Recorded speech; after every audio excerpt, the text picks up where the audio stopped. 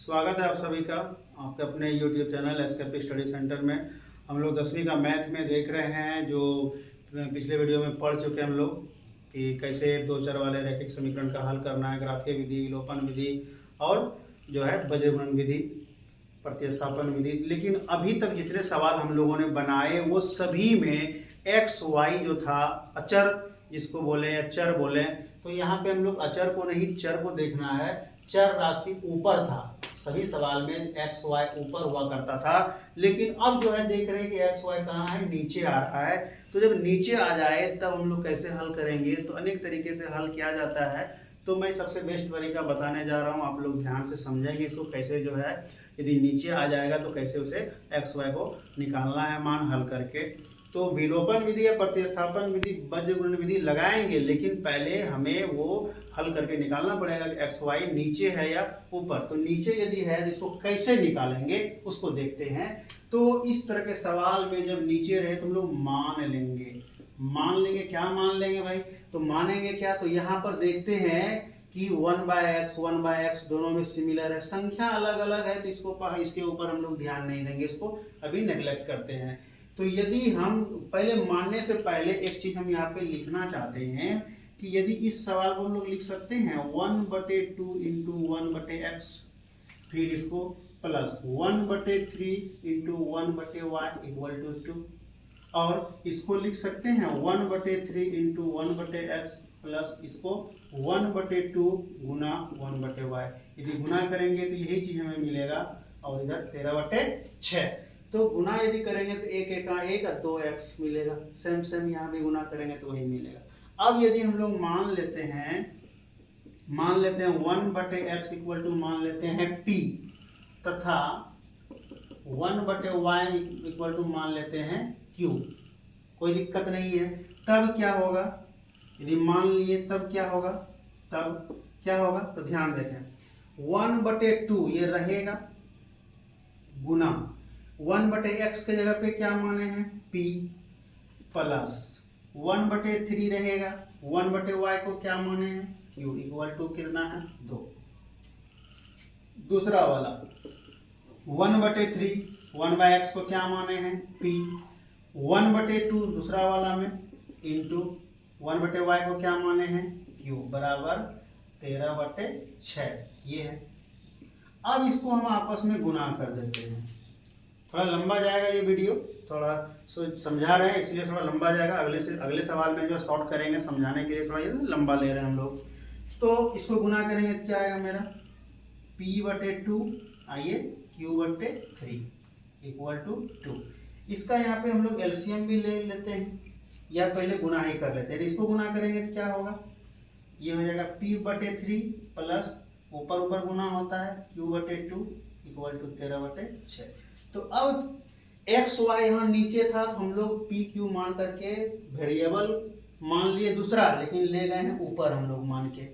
अब इसको जरा हम लोग सरल कर लेते हैं। क्या सरल कर लेते हैं, यहीं पे कर लेते हैं। ये दोनों का लघुत्तम निकालेंगे, कितना होगा 6 होगा, और इस लघुत्तम लेने के बाद क्या करते हैं भिन्न को गुना करते हैं लघुत्तम से। तो p/2 ध्यान देंगे, p/2 लघुत्तम से गुना करेंगे तो 3 गुना 6, तो ऊपर गुना कितना होगा 3p प्लस इधर q/3 है, q/3 लघुत्तम से गुना करते हैं 6 से, तो 2 तिया 6 2 हो जाएगा, तो 2q बराबर कितना है मेरा यहाँ पे 2, ये हो गया।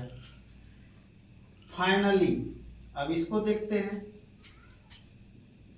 ये लाइन नीचे होता लेकिन हम इसी को सरल करके इधर लिख रहे हैं। सेम यहाँ भी है, लघुत्तम लेंगे तो क्या हो जाएगा 6, यहाँ भी गुना करेंगे तो ये हो जाएगा 2p, ये हो जाएगा 3q, क्योंकि 3 से भाग देंगे 6 में तो 2 होगा, तो 2p, और q/2 है 6 में भाग देंगे 3 हो जाएगा 3q इक्वल टू 13/6। तो 13/6 जो है ये आया। अब इसको थोड़ा सा और सिंप्लीफाई हम लोग कर लेते हैं। तो यहाँ पे क्रॉस गुना कर लें, क्रॉस गुना करेंगे तो क्या होगा 3p 2q इक्वल टू 6 दूना 12, ये समीकरण 1 मान लिए हम लोग। दूसरा वाला देख सकते हैं, यहाँ नीचे 6 है, यहाँ भी समीकरण दोनों ओर जब बराबर में हो और दोनों ओर इक्वल हो तो ये दोनों क्या होगा, कट जाएगा। तो ये क्या हो गया, 2p 3q इक्वल टू 13, ये हो गया समीकरण 2। अब हम लोग यहाँ से विलोपन विधि या प्रतिस्थापन विधि जो विधि लगा करके p और q का मान निकाल लेंगे, x y को छोड़ दें। तो इस तरह का सवाल जब आया था, हम लोग इस तरह के सवाल को कई बार बना चुके हैं। तो यहाँ से हम लोग देखते हैं, इसको बनाने की कोशिश करते हैं। तो समीकरण 1 तथा 2 से क्या है, 3p 2q इक्वल टू 12 और 2p 3q इक्वल टू 13। तो अब इसको हम लोग विलोपन विधि यहाँ पे लगा रहे हैं। विलोपन विधि लगाने पे क्या होगा, विलोपन विधि क्या होता है, यहाँ तक हमें समीकरण निकालना है, इसके बाद जो विधि लगा के बना सकते हैं। तो मेन था यहाँ तक। यदि नहीं समझ में आ रहा है तो आप लोग वीडियो को आगे पीछे करके 1-2 बार समझ सकते हैं। तो अब यहाँ पे कटाते, विलोपन विधि में क्या करते हैं, बराबर करते हैं कटाने के लिए।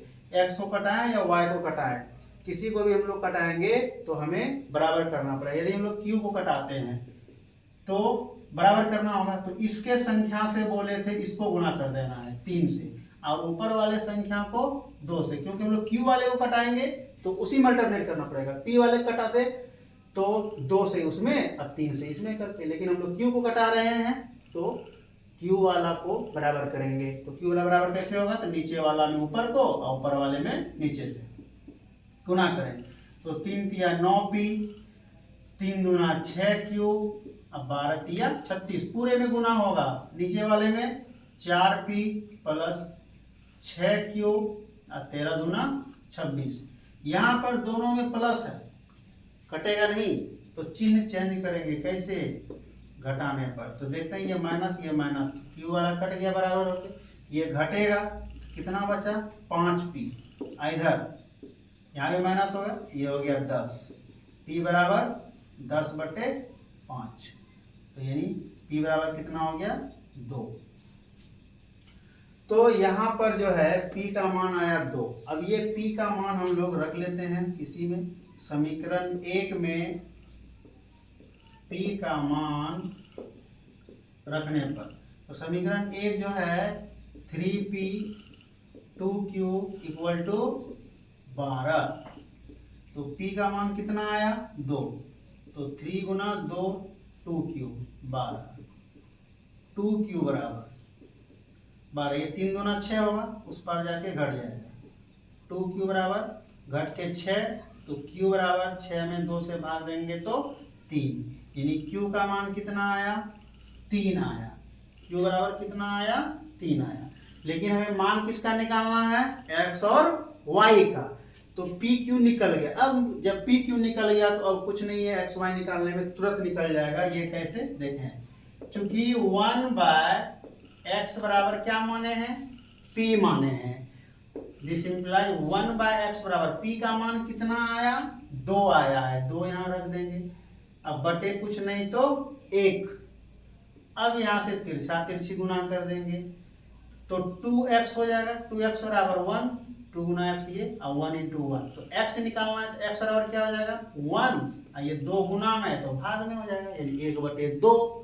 अब y का, तो 1/y इक्वल टू क्या माने हैं q, तो 1/y का मान, q का मान कितना 3 आया। यहाँ भी तिरछा तिरछी गुना करेंगे, 3y बराबर 1, तो y बराबर कितना 1/3। इस तरह से x का मान 1/2 और y का मान 1/3 आ गया। तो बहुत ही आसानी से बनता है इस तरह का सवाल, केवल समझ जाना है, केवल हमें सिंपली रूप में ले आना है इसको। देखते हैं अगला सवाल फिर हम लोग। इसका दूसरा सवाल जो है वो रूट में। तो यहाँ पर हमें एक्स वाई का मान निकालना है, लेकिन यहाँ भी जो वेरिएबल है, जो चर राशि है, वो नीचे है। क्या करना है, जो नीचे दिखे, जो वेरिएबल में हो उसको मान लेना है। ये संख्या सहित बराबर दिखे तब हम लोग संख्या सहित मानेंगे नीचे वाले को। लेकिन यदि यहाँ संख्या हमें है ही नहीं तो हम लोग केवल चर वाले को मान लेंगे। क्या मानेंगे, तो यदि हम लोग यहाँ तोड़ेंगे इसको तोड़ के लिख सकते हैं 2 गुना 1/√x लिख सकते हैं, गुना करेंगे तो वही मिलेगा, plus 3 Guna 1/√y equal to 2। नीचे वाले को 4 गुना 1/√x माइनस 9 गुना 1/√y-1, ये तोड़ सकते हैं हम लोग। अब यहाँ पे फिर मान लेते हैं, माना 1/√x = p तथा 1/√y = q। तब क्या हो जाएगा, तो यहाँ पे रखे मान 2 गुना p रखेंगे, 1/√x के जगह पे p प्लस 3 गुना q = 2। थोड़ा शॉर्ट कर देते हैं, इसको गुना कर देते हैं, डायरेक्ट गुना करेंगे तो 2p हो जाएगा। तो ये 2p यहाँ q रखेंगे तो ये क्या हो जाएगा, 3q = 2। 1/√y की जगह पे क्या रखे, q रखे। दूसरा स्टेप 4 1/√x को p गुना p हो गया, माइनस 9 इंटू 1/√y का q = -1। ये हो गया समीकरण 1, ये हो गया समीकरण 2। थोड़ा सा शॉर्ट कर दिए हैं, फिर लगा देते हैं विलोपन विधि। समीकरण 1 तथा 2 से क्या हो जाएगा, 2p 3q 2 4p minus 9q = -1। ये 1 था, ये सेकंड था। अब यहाँ पे ध्यान दें, यहाँ पे 9 है, यहाँ 3 है, यहाँ 2 है, यहाँ 4 है। किसको कटाएं, q को ज़्यादा बेटर होगा कटाना, क्योंकि इसमें 3 से केवल गुना करेंगे तो ये बराबर हो जाएगा और चिन्ह बदलना नहीं पड़ेगा। जोड़ेंगे तो ये 9 दोनों आपस में कट जाएगा। लेकिन यदि p को कटाते हैं तो 2 से ऊपर वाला गुना करेंगे तब 4 होगा, लेकिन चिन्ह भी बदलना पड़ेगा, इसलिए दोनों बराबर है। हम लोग केवल इसमें 3 से गुना कर देते हैं। तो 3 से गुना करेंगे तो क्या होगा, ये हो गया 6p प्लस 9q = 6 और ये हो गया 4p 9q = -1। ये जोड़ने पर कटेगा, जोड़ने पर। घटाने पर कब लिखते हैं, जब चिन्ह बराबर होता है। अब यहाँ पे इसको जोड़ लें तो 6 4 10p, यहाँ घटेगा 5। तो p बराबर कितना हो जाएगा, 10/5 नहीं लिखना है, 5/10। तो 5 का 5, 5 गुना 10, 1/2। p का मान आया 1/2।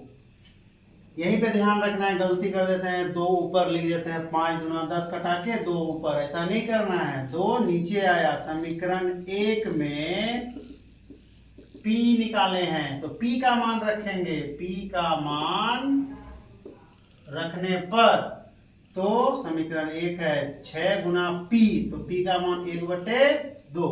सॉरी, यहाँ पे समीकरण 1 6 गुना नहीं 2 गुना 1/2 और प्लस 3q = 2। ये 2 कट जाएगा, बचा 1।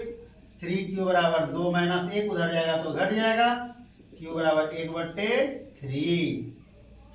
यहाँ कटा, 2 1 2 कट गया, 2 कट गया तो बचा 1 ही ना, तो 1 उधर चला जाएगा, 2 में 1 घटा तो 1, और ये 3 था गुना में तो भाग में आ गया। अब हमें निकालना है x और y का मान, तो p और q का निकल गया। तो चूंकि 1/√x = कितना, p माने हैं, तो इसका मान कितना है, 1/√x का p भी निकाले, p का मान है 1/2। अब यहाँ पे क्रॉस गुना करें या पलटा दें तो √x बराबर कितना, 2। हमें √x का मान नहीं निकालना है, x का।